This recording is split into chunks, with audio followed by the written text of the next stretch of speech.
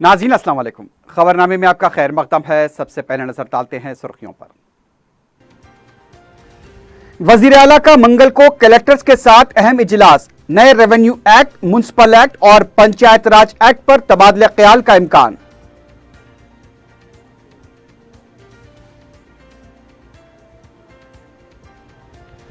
कर्नाटक का ड्रामा तेलंगाना में नहीं चलेगा। बीजेपी झूठे इल्जामात के जरिए अवाम को गुमराह कर रही है, केटीआर का इल्जाम।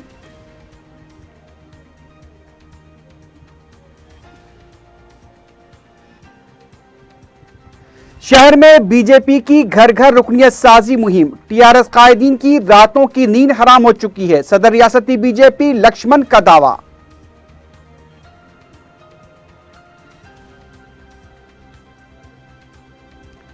सोशल मीडिया पर गलत खबरें फैलाने वालों के खिलाफ सख्त कार्रवाई, कमिश्नर पुलिस ने दिया इंतबाह।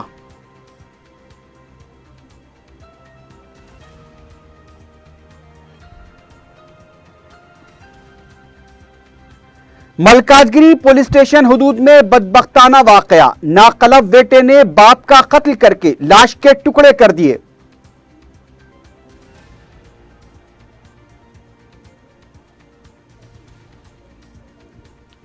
ज़ईफ खातून का कत्ल करने वाला बदबख्त बेटा और बहू गिरफ्तार। 5 माह कबल हुए कत्ल का मौमा हल, चंद्रानगोट्टा पुलिस की कार्रवाई।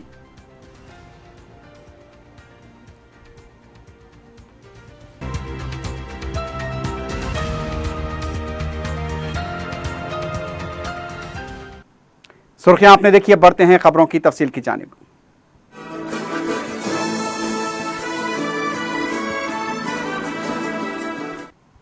वजीर आला के चंद्रशेखर राव ने मंगल को कलेक्टर्स के साथ इजलास तलब किया है। जराये के मुताबिक इजलास में नए रेवेन्यू एक्ट, नए म्युनिसिपल एक्ट और पंचायत राज एक्ट के सिलसिले में तबादला ख्याल किया जाएगा। नए एक्ट से मुतालिक 60 दिन का एक प्रोग्राम भी वज़ी किए जाने का मंसूबा बनाया जा रहा है। अवाम को नए कवानीन से मुतालिक वाकिफ करवाने के लिए भी हुकूमत मंसूबा रखती है। मंगल को सुबह 11:30 बजे प्रगति भवन में यह इजलास शुरू होगा। मालूम हुआ कि 2 दिन तक यह इजलास जारी रह सकता है।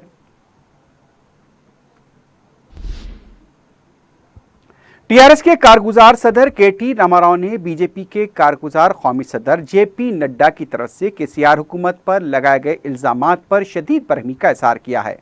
कोकटपल्ली में पार्टी कारकुनों से खिताब करते हुए केटीआर ने खबरदार किया कि कर्नाटक का ड्रामा तेलंगाना में नहीं चलेगा। उन्होंने ये भी कहा कि बीजेपी कायदीन रियासत के अवाम को झूठे इल्जामात के जरिए गुमराह कर रहे हैं।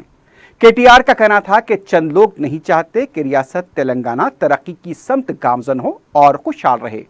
कांग्रेस और बीजेपी हैदराबाद में अमन नहीं चाहते और ना ही ये जमात ने रियासत के किसानों की खुशहाली को देख सकते हैं। उनका कहना था कि जेपी नड्डा को अपना नाम तब्दील करते हुए अबदाला अड्डा यानी झूठ का अड्डा रख लेना चाहिए। केटीआर ने कहा कि नड्डा कहते हैं कि केसीआर की हुकूमत ठीक नहीं है। अगर यह सही है तो फिर असेंबली के इंतखाबात में टीआरएस ने इतनी बड़ी कामयाबी कैसे हासिल की। बीजेपी को तेलंगाना में कर्नाटक की तरह का ख्वाब नहीं देखना चाहिए। उन्होंने सवाल किया कि मुल्क में 29 रियासतों में बीजेपी की हुकूमत है, क्या वहां पर 24 घंटे मुफ्त बरक़ी सरबराह की जाती है। केटीआर ने यह भी कहा कि बीजेपी ये बताए कि वो कौन सी रियासत है जहां टीआरएस हुकूमत की तरह फलाही स्कीमों पर अमल हो रहा है।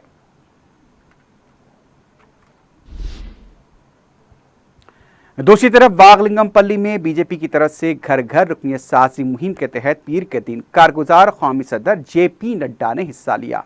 इस मौके पर बीजेपी के रियासती सदर डॉक्टर के लक्ष्मण के अलावा सेक्रेटरी मुरलीधर राव भी मौजूद थे। बीजेपी की तरफ से शहर में घर घर जाकर रुकनियत साजी की मुहिम चलाई जा रही है।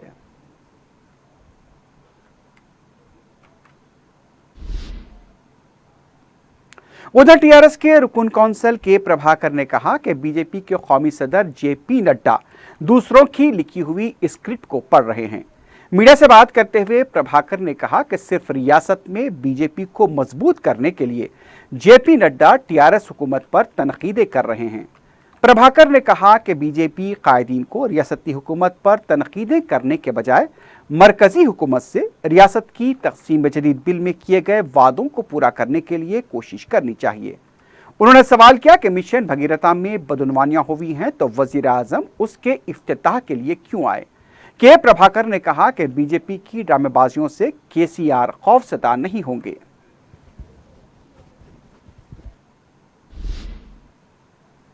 दूसरी तरफ बीजेपी के रियासती सदर डॉक्टर लक्ष्मण ने कहा कि इतवार को हुए जलसे की कामयाबी से टीआरएस कायदीन बौखला गए हैं। मीडिया से बात करते हुए लक्ष्मण ने जेपी नड्डा के खिलाफ केटीआर की तनकीदों पर शदीद रद्दअमल का इजहार किया। उनका कहना था कि केटीआर की पैदाइश से पहले जेपी नड्डा सियासत में सरगर्म हैं। लक्ष्मण ने कहा कि जेपी नड्डा कलवाकुंटा खानदान के बेटे नहीं बल्कि भारत माता के बेटे हैं। लक्ष्मण ने सवाल किया कि जेपी नड्डा ने जो सवालात किए हैं उसमें क्या गलत बात कही है। जेपी नड्डा केटीआर की तरह पैराशूट लीडर नहीं है। लक्ष्मण ने यह भी कहा कि टीआरएस कायदीन की रातों की नींदें हराम हो चुकी हैं। मोदी फार्म हाउस में बैठकर हुकूमत नहीं चलाते हैं।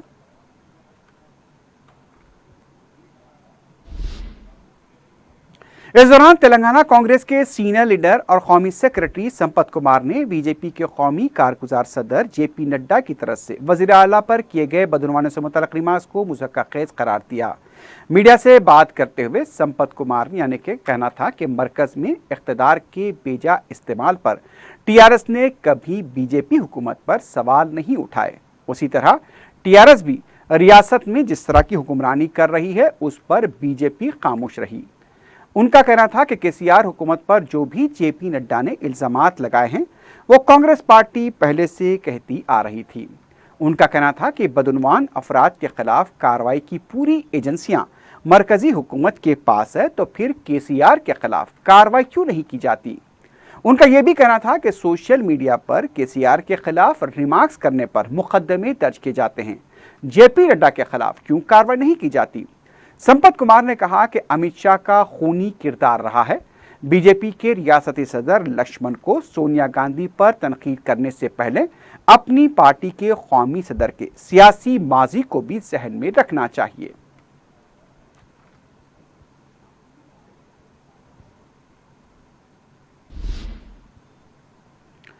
तेलंगाना कांग्रेस के सीनियर लीडर वी हनुमंतराव ने रियासत के पार्टी सदर उत्तम कुमार रेड्डी को यूरानियम कांकनी मामले पर रियासतगीर मुहिम चलाने का मशवरा दिया है। मीडिया से बात करते हुए हनुमंतराव ने कहा कि नल्ला मल्ला के इलाके में हुकूमत यूरानियम की कानकनी के लिए जो इक़दाम कर रही है वो मुनासिब नहीं है। उनका कहना था कि रियासती कांग्रेस को सिर्फ मीडिया कॉन्फ्रेंस तक महदूद नहीं होना चाहिए बल्कि उसके नुकसानात से अवाम को वाकिफ करवाना होगा। हनुमंतराव ने यह भी कहा कि रियासत में हमेशा टीआरएस के खिलाफ खड़े रहने वाले वो अकेले पार्टी लीडर हैं। जरूरत पड़ने पर वो अपनी जान की परवाह भी नहीं करेंगे। उन्होंने उत्तम कुमार रेड्डी से मुतालबा किया कि यूरानियम कानकनी मामले पर फौरी कुल जमाती इजलास तलब किया जाए। वीएचआर ने ट्रैफिक पुलिस की तरफ से बड़े पैमाने पर आयद किए जा रहे चालानात पर भी रोक लगाने का मुतालबा किया।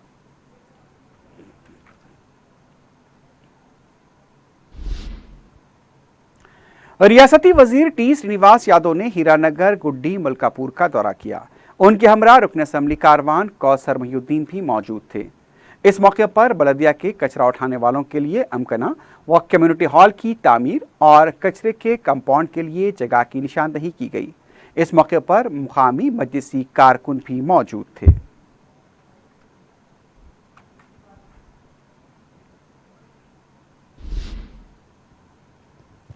टीआरएस के लीडर जी सुखिंदर रेड्डी एमएलए कोटे के तहत कौंसिल के इंतखाबात में बिला मुकाबला रुकन मुंतखब हो गए हैं।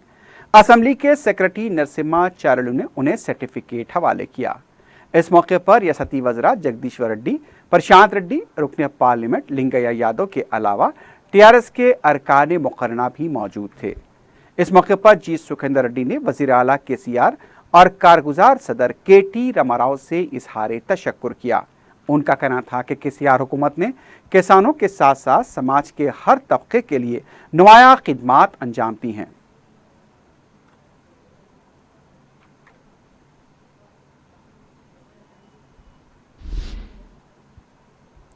तेलंगाना तेलुगु देशम के लीडर आर चंद्रशेखर ने कहा कि उसूलों पर कायम रहने वाले अब भी तेलुगु देशम में मौजूद हैं।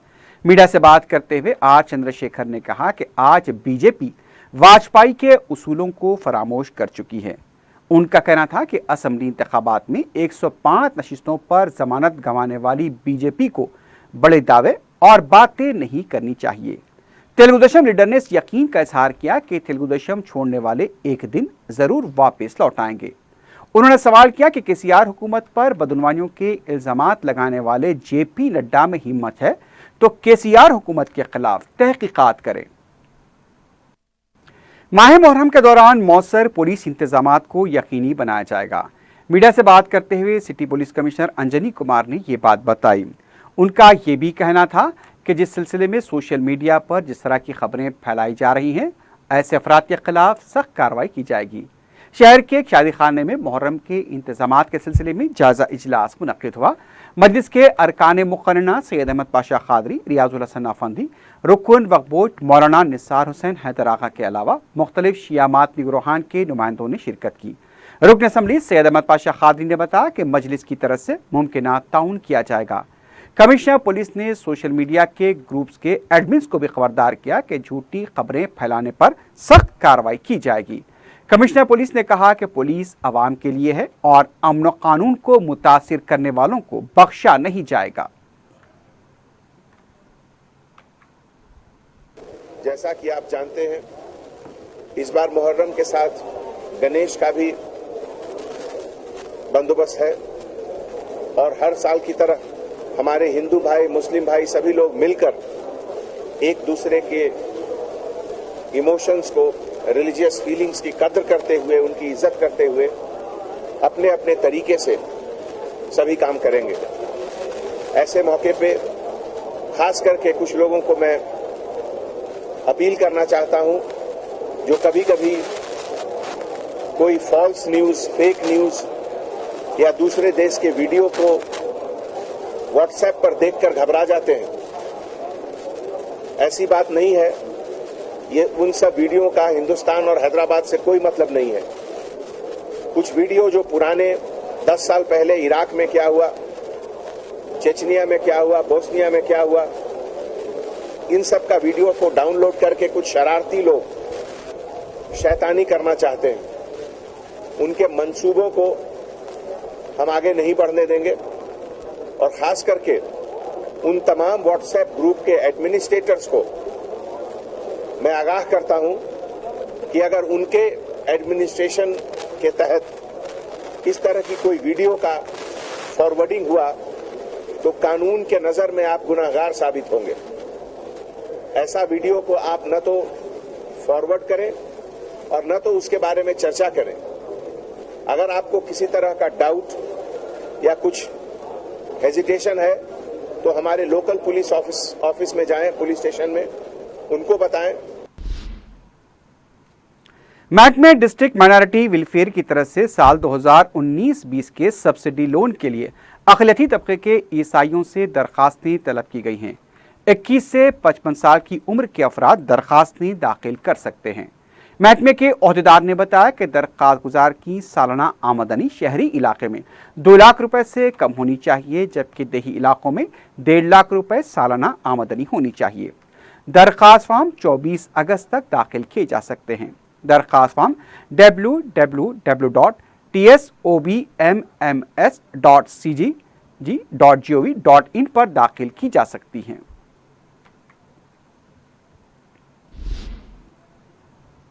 मुख्तलिफ फन्नी कोर्सेस में तरबियत के लिए शहर के 26 नौजवान उड़ीसा के लिए रवाना हुए हैं।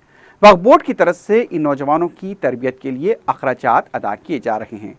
सदर-ए-शीन वक्फ बोर्ड मोहम्मद सलीम ने बताया कि 50 नौजवानों को मुख्तलिफ कोर्सेस के लिए मुंतखब किया गया था, जिनमें से पहले मरहले के तहत 26 को रवाना किया गया है। इन कोर्सेस के लिए 10 लाख रुपए का चेक भी जारी कर दिया गया है। उन्होंने नौजवानों को दिलचस्पी के साथ अपना कोर्स मुकम्मल करने की हिदायत दी है। हमारे हैदराबाद से जो है 26 बच्चे, जिसमें 100 बच्चों का हम लोग बोर्ड में रेजोल्यूशन लेके जो है जिसमें 50 बच्चों को एक सिलेक्शन हुआ, जिसमें 26 बच्चे आज जा रहे हैं 26 बच्चे आ जा रहे हैं, उसके साथ हमारे एजुकेटिव ऑफिसर और एक ऑफिसर, हमारे 2 ऑफिसर भी साथ जा रहे हैं। ऑलरेडी हम लोग 10 लाख का चेक भी दे चुके हैं और बच्चों को पढ़ने के लिए हर बच्चे को 1 लाख रुपए खर्चा आ रहा। वकबोर्ड में इंडिया में कोई भी नहीं करे, हम लोग पहली बार जो है ये एकदम उठाए।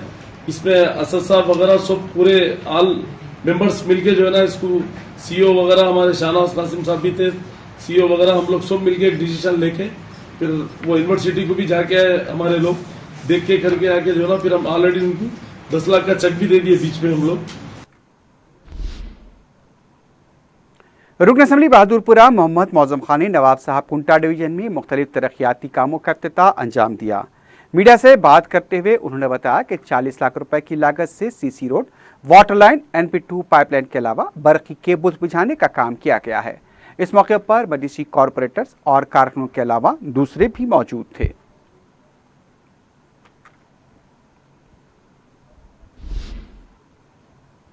रुकन असम्बली बहादुरपुरा मोहम्मद मौजम खान ने शादी मुबारक और कल्याण लक्ष्मी स्कीम के चेक्स तस्लीम किए। मीडिया से बात करते हुए उन्होंने बताया कि हुकूमत की इस स्कीम से 109 दरख्वास्त गुजारों के लिए चेक्स मंजूर किए गए। उनका कहना था कि मजलिस हुकूमत की स्कीमों से अवाम को वाकिफ करवा कर उन्हें फ़ायदा पहुंचा रही है। इस मौके पर मजलिसी कॉरपोरेटर्स और मुकामी कारकुन भी मौजूद थे।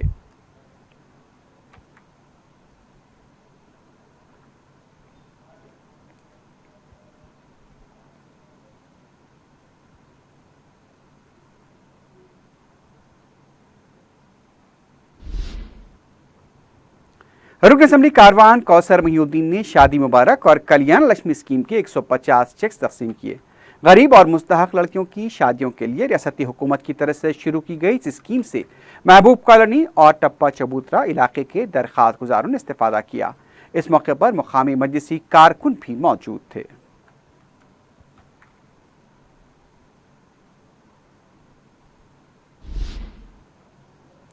बेगमपेट पुलिस ने अलमतोटा इलाके में अराजी पर जबरन कब्जे की कोशिश करने वाले 8 अफराद को हिरासत में ले लिया है, जबकि उनके 4 साथी फरार हो गए।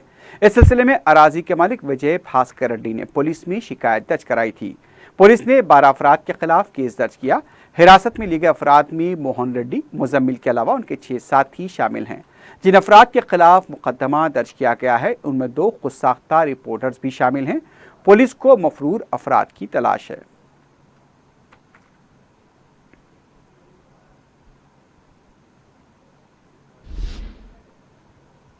एसपी संगारेड्डी चंद्रशेखर रेड्डी के हाथों MNR चौराहे के पास पुलिस चेकपोस्ट का इफ्तिताह अमल में आया। इससे पहले इफ्तिताही तकरीब से खिताब करते हुए उनका कहना था कि चेकपोस्ट पर 24 घंटे पुलिस की निगरानी रहेगी और वहां वक्फे वक्फे से पुलिस की तरफ से गाड़ियों की तलाशी ली जाएगी। इसके अलावा बड़े गाड़ियों को संगारेड्डी में दाखिल होने से रोका जाएगा। चेकपोस्ट के पास CCTV कैमरे नस्ब किए गए हैं और मुस्तकबिल में मजीद CCTV कैमरे नस्ब करने का प्रोग्राम है। उनका कहना था कि चेक पोस्ट कायम करने से हादसों को रोका जा सकता है और फरार होने वाले मुजरिमीन की निशानदेही भी हो सकती है।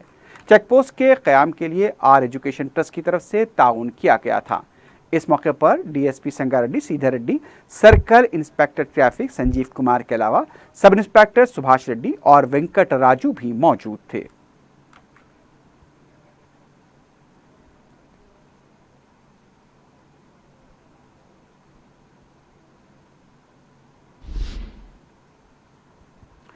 चंद्रान कोठा पुलिस ने 30 मार्च को हुए कत्ल के मामले को हल करते हुए मकतूल के नाखला बेटे और बहू को गिरफ्तार कर लिया है। तफसीलात के मुताबिक मकतूला खैरून बेगम अपने बेटे चांद पाशा और बहू कौसर बेगम के साथ हाशिमाबाद मंडलागोड़े में मुकीम थी। मकतूल खैरून बेगम बहू और बेटे की तरफ से उनकी बराबर देखभाल न करने की अक्सर शिकायत किया करती थी। इसी बात को लेकर बहू काफ़ी बरहम हो गई और उसने अपनी सास को रास्ते से हटाने का मंसूबा बनाया। 30 मार्च को उसने अपने शौहर के साथ मिलकर अपनी सास का गला दबाकर कत्ल कर दिया। ये भी पता चला है कि खैरून बेगम को ज़ुदकोब भी किया गया था। पुलिस ने सिलसिले में शिकायत दर्ज होने पर तहकीकात करते हुए कौसर बेगम और मकतूला के फर्जंद चांद पाशा को भी गिरफ्तार कर लिया है।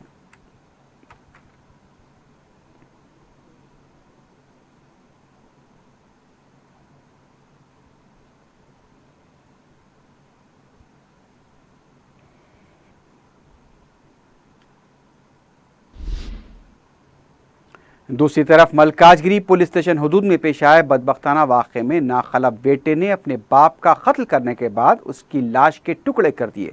तफसीलात के मुताबिक रेलवे के रिटायर्ड मुलाजिम मारवती अपने 30 साल बेटे किशन के साथ आरटीसी कॉलोनी में मुकीम थे।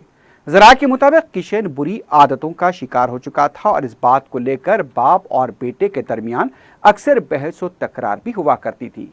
बताया गया कि 2 रोज पहले किशन ने अपने बाप का बेरहमी से कत्ल करते हुए लाश के टुकड़े किए और उसे बकीटों में छुपा कर रख दिया। ताफून फैलने पर मुकामी अफराद ने पुलिस को इतला दी और जब पुलिस ने क्लूज टीम के हमरा मुकाम वाक़या पहुंचकर मुआयना किया तो मारवती की लाश के टुकड़े मशहुदा हालत में बकीटों में दस्तयाब हुए। बताया गया कि बात को कत्ल करने के बाद किशन फरार हो गया। पुलिस ने केस दर्ज किया है और किशन की तलाश जारी है।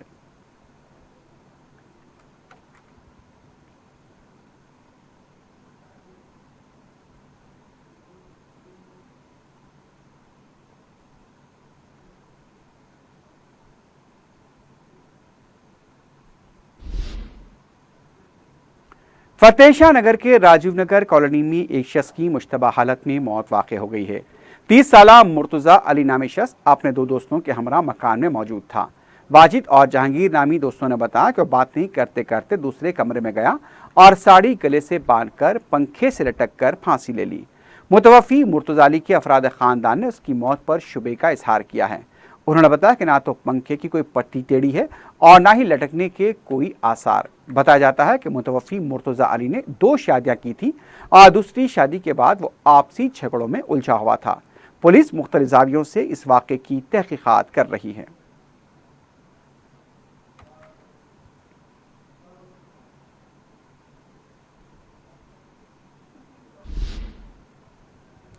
आबकारी पुलिस ने शहर के मज़ाफ़ाती इलाके में नकली शराब की तैयारी के रैकेट को बेनकाब करते हुए 5 अफराद को गिरफ्तार कर लिया है। तफसीलात के मुताबिक ये टोली दिसंबर में हुए असम्बली इंतखाबात के जब से नकली शराब तैयार कर रही थी। मालूम है कि टोली हैदराबाद के अलावा वरंगल, नलगोंडा, मेदक में भी शराब सरबराह कर रही थी। पता चला है कि ये दादरी में गोदाम में ये नकली शराब तैयार की जाती थी। ब्रांडेड बोतलों में नकली शराब भरकर उसे फरोख्त किया जा रहा था। इस टोली के अरकान अनिल रेड्डी, नरेंद्र रेड्डी, विक्रम रेड्डी, लट्टू और नरेंद्र बताए गए हैं। इस टोली का अहम सरगना लायक अली उर्फ मुद्दिराज मफरूर है। बड़े पैमाने पर नकली शराब जब्त कर ली गई है।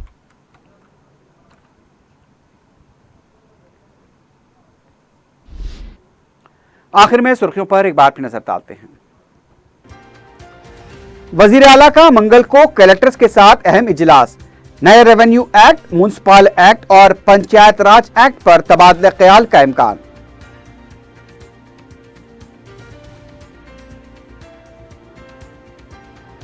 कर्नाटक का ड्रामा तेलंगाना में नहीं चलेगा। बीजेपी झूठे इल्जामात के जरिए अवाम को गुमराह कर रही है, केटीआर का इल्जाम।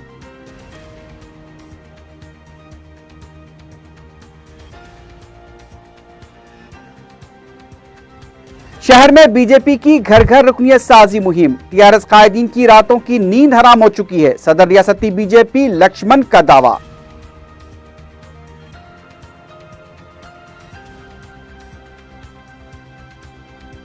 सोशल मीडिया पर गलत खबरें फैलाने वालों के खिलाफ सख्त कार्रवाई, कमिश्नर पुलिस ने दिया इंतबाह।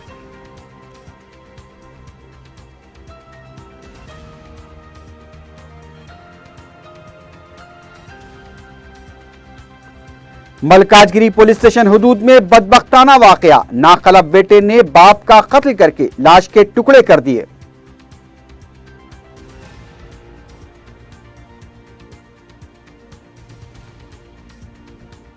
और ज़ईफ खातून का कत्ल करने वाला बदबख्त बेटा और बहू गिरफ्तार।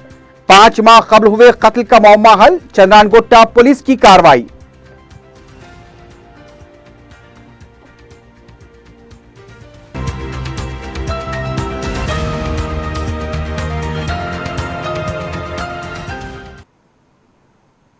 इसी के साथ ही खबरनामा अख्ताम को पहुंचता है। अल्लाह हाफिज।